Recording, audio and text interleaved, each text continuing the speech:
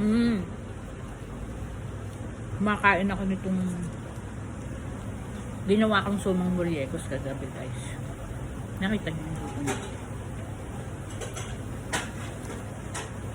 Yan. Kaya violet ang ano niyan. Ayan. Yung kulay ng malagkit. Ginamit natin dito ay yung malagkit na pirurutong.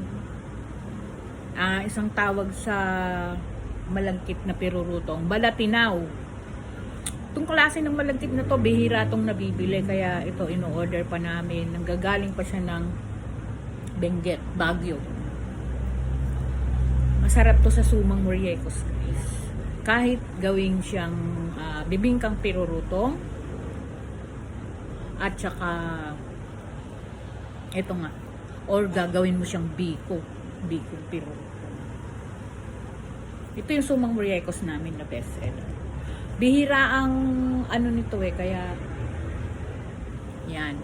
Kaya nung may mamabili kaming dahon kasi walang dahon, may mga nag-o-order. Hindi namin magawan dahil punit-punit ang mga dahon ngayon, guys, dahil naghahangin, mahangin sa labas.